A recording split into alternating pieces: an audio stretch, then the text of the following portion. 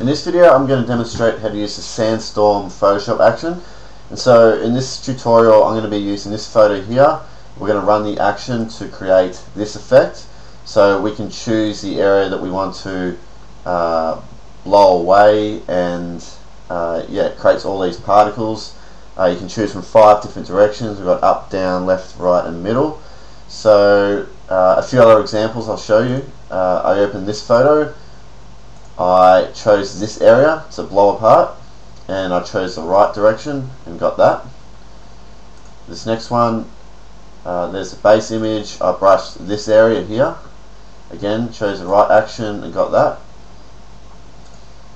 This one, brushed there, I chose the down direction and got that, and I just extended the canvas down so you can see the effect taper all the way off down here.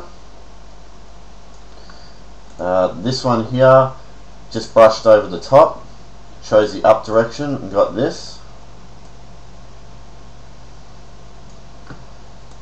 This one here, brushed there, and chose the middle direction and got that. This guy here, brushed there and chose the right direction and got that. Alright, so let's now jump into it. We'll start off with that base photo here. Now, a few things we just need to set up correctly to ensure that the action runs well. So firstly, just make sure that your photo layer here is set as the background. So it should look like this. So for example, if you open up your photo and you can't see that background text and the lock symbol, don't rename it to background, just go to layer, new background from layer, and that'll set it as the background. Next, still in the layer panel, just go to this top right hand corner icon and go to panel options, and right down the bottom here just make sure that add copy to copied layers and groups is selected. Next, head up to the image menu, go to mode, just ensure that RGB color mode is selected and 8 bits of channel is selected. Okay, next, if you go to image size, I recommend using a photo over 1,000 pixels, but the action will still work well under 1,000 pixels, but bigger the photo the better. And also the resolution can actually dictate how far apart the elements spread. So I'll show you an example of that in a moment. So this photo I'm just going to use 300 dpi, so I'll just click OK. But let me just explain this. If I open up these two examples, just zoom in a bit. So this example here, I changed it. Oh, sorry. I'll go back to this one. So this one's 300 pixels per inch. So if I go back into here, that's 300, and you can see the spread there. Now I changed it to 72, and it's come in a lot closer. Okay, so if you want to adjust the spread of all these elements, so just play around with this number here. And one thing to notice, if I just change this to 300, you notice that the width and the height have dramatically increased. So what I like to do, I'll change it back to 72, just select this number, go copy, and if you change this to 300, select that again, go paste. So then we've still got the same pixel dimensions, but we've changed the resolution. Okay, so play around with that. If you feel that the elements are too far apart, just change this back to 72 or 120, 150, something like that. Okay, let's close that down and that down. These back up. Okay, so what we need to do first is create a new layer. So go layer, new layer, and it needs to be called brush. All lowercase, anything uppercase in the action won't work. And all we need to do with the brush layer selected, hit B on the keyboard, get your brush out, select a soft brush, use any color, doesn't really matter. And what you want to do is brush over the areas that you want to break apart. So keep in mind that the direction that you want the part to shoot off into. So for this example, we're going to shoot everything off to the right. So I want to just brush this area here, through here. So what you need to remember, the area that you brush, is that all the parts are going to be generated from within the area that you've brushed. So think about colours. So if I brush here, we're going to have some white dots. We're going to have some dark blue dots here. You might want to do a little bit up here for a different colour. Down through here. Blow off his feet here. Down through here. Might want to do his hand a bit. And just experiment with different ways of brushing. Like you might want to shrink down. If you use the square brackets when you got your brush out, you can quickly adjust the size of the brush, like I'm doing that. So you can go a bit smaller and then do something crazy like that. Just play around different brushing methods. Okay, so let's run with that. Now what I want to do next, because I want to demonstrate this a bit better, I want to extend my canvas out to the right some more.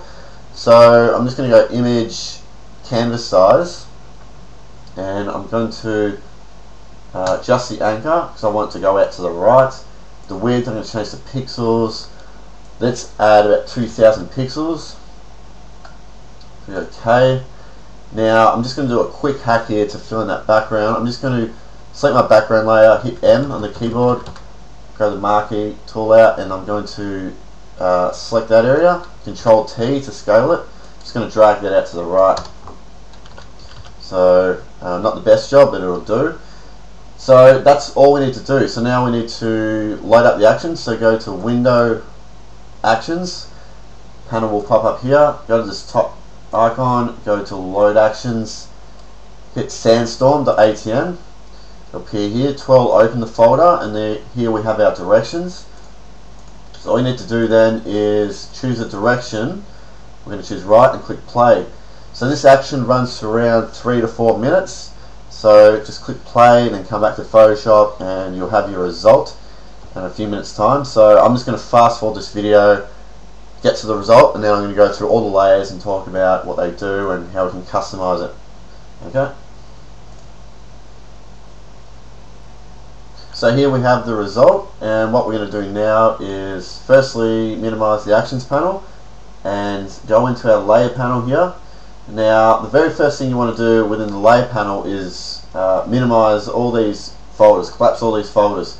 So the quick way to do that is with the folder that's already selected, Sandstorm, hover over to this arrow on a PC now. On a PC, hold down Control Alt Command Option on the Mac and click that arrow, and it collapses all those folders. So everything's netted right up. Okay. So let's go now from the top. I've left the brush layer on.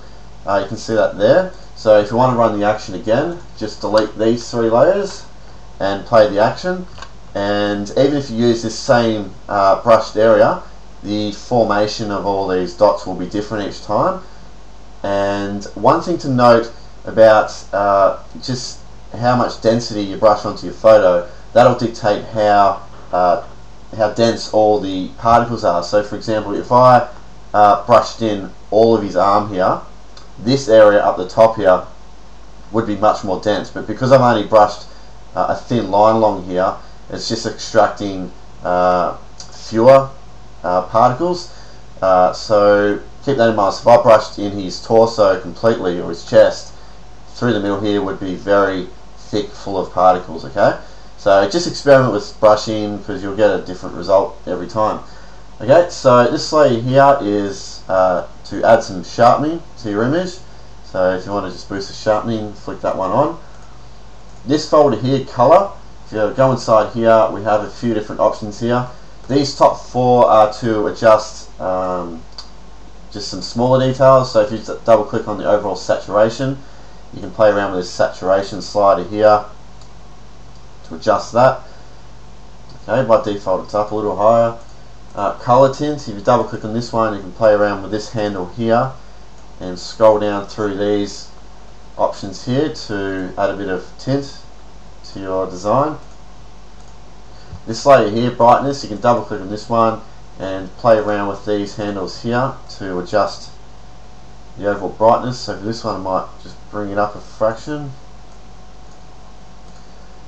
contrast, change opacity. So by default, this layer, its opacity is 10%. So if you just click and hold on this word opacity and drag to the left and right, you can adjust the amount of contrast. So it's quite sensitive. So if you might only need a little bit. So for this one, I might just leave it there about 20%. So these folders here are the color options. So by default, color option 1 is turned on. So what you can do is just go down the line here and flick some of these on, as you'll get different color variations. What you can also do is mix them together. So for example,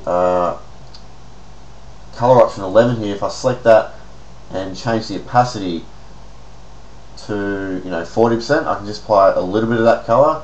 And then I could go up the top here and grab this one, apply a little bit of that. So you can blend multiple color options together to build your own look. Okay, so that's the color folder. So here's our main folder here, Sandstorm. If you turn that one off, you can see that houses all of our effects. So let's go inside here, and we have a few different folders here which I'll talk about. So this top one here is our large blurred particles. So if I flick this one on and off, you can see that they're the ones that are shooting right up towards us, so a bit more blurred. And what you can do is go inside here and move them around manually wherever you want. Just like that. And sometimes what I like to do is, if you want them to appear a bit bigger, zoom right out like this. Control T to scale, and I might just drag this way up, and you can see them much bigger there. Hit enter, and I'll zoom back in here, so you can see those big particles there. So you can mess around with that. I'll just undo that. Okay, and of course if you want more, you can duplicate them, so you can just hit Control J to duplicate the layer. Or another way to duplicate a layer is you hold down Alt, click and drag on that layer. You can create a quick copy, or you can select the entire folder and hit Control J to either boost the contrast, brightness of all the particles, or just create a lot more which you can then move around.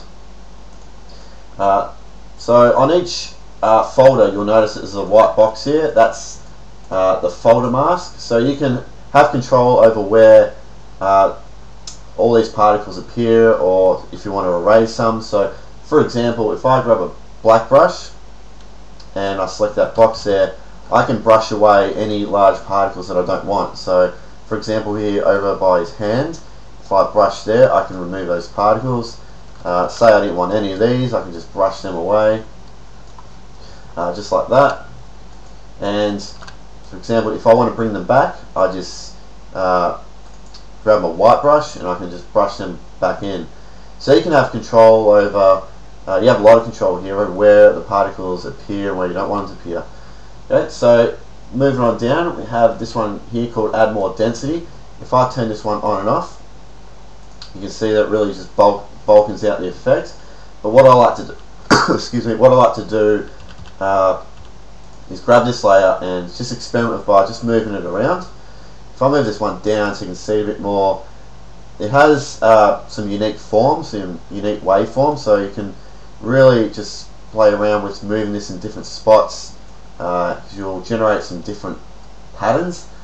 If you want it to appear a lot more dense, hit Control J again, duplicate it, and it's really thickened it right out.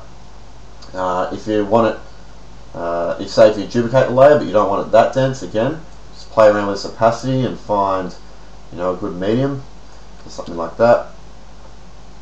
Okay, again, you've got your mask. So say if you wanted it to, maybe you don't want it to appear as dense over in this section, I'll grab my black brush and I'll just brush that away on this one here as well. There.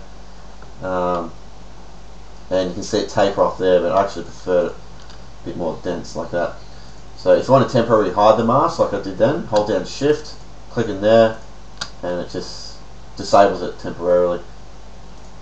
Alright, this one here, cloud formation. If I turn this folder on and off, you can see that it adds some random cloud effects, gives it a much more dense feeling in certain areas, so that's a good one just to flick on and off to see if you want it. If you go inside, you have a few layers here which you can move around. They're just a bunch of subtle effects that help build up the overall effect, so moving these layers around you won't, well, that one there you can clearly see, but yeah, you can mess around with those, just like that. Base particles. Now if I turn this one on and off, you can't really see much of an effect there. You can see some particles there. What I like to do is just experiment with moving this entire folder up to the top here, so you can see particles appear much sharper on top of all those cloud effects, but you might not want it that way, so you can just move it around. But if you go inside here, you have 3 folders, small, medium and large particles. These are all the individual particles that make up the entire design. So let me just turn off these and I'll turn this one on. So these are, like I said, the base particles. So you can actually have control, you can move around these into different areas if you want. You can duplicate them if you want to create more particles. So yeah, a lot of control there. So I'll turn these all back on. I've done cloud formation. I didn't mind that up the top. I'll leave that up the top there. Just looks good through here with those sharper looking particles. Particle groups. Now this is a big one because I'll turn the one on and off. You can firstly see that if you turn it off, we have a different type of look hidden underneath here. So and that's formed from the add more density layers. So you can see that there, and the cloud formation. So you can see that just by turning off different layers, you can build different type of effects. So you don't have to have it with everything turned on and like a lot of particles everywhere. So that's just the default result. So play around with that by turning off layers and folders. So inside the particle groups here, we have, what I might do is just turn these off. Turn that off. Particle groups. So these are just groups of particles that you can manually move around wherever you want. There's a lot of them here. So yep, mess around with those. Now this bottom one here, motion waves. This is generated from the area that you brush. So wherever you brush, it's going to create this wavy effect. And that just helps connect your photo to all the particles around it. So I turn off the motion waves.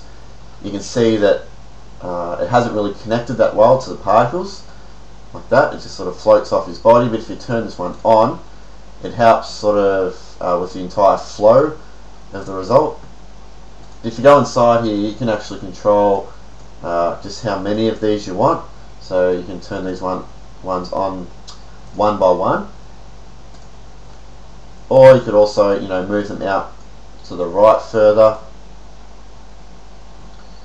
And say for example, if you run the action and there's some motion waves that appear in a spot that you don't want, again just use the folder mask again to brush away anything you don't want.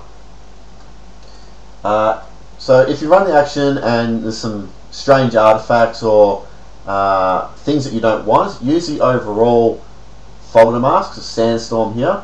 So if I brush black into this mask, it will erase basically everything like that. So for example, if I run the action, there's some weird parts here, but I think I manually moved them out here before, but I don't want them, so I can just erase that.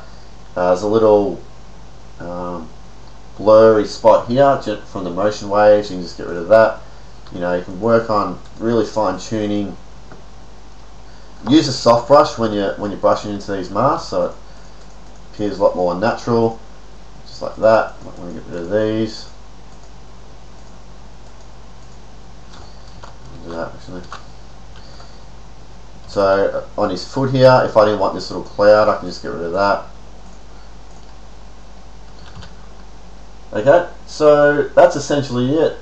Fairly easy to use and really fun to use. You can play around with the position of all these different layers, and don't forget to jump inside the color folder and mess around with some of these color options. I'll also put a link down in the description of this video to a set of 200 photo looks that I've created, so you can also download that and apply some of those colors.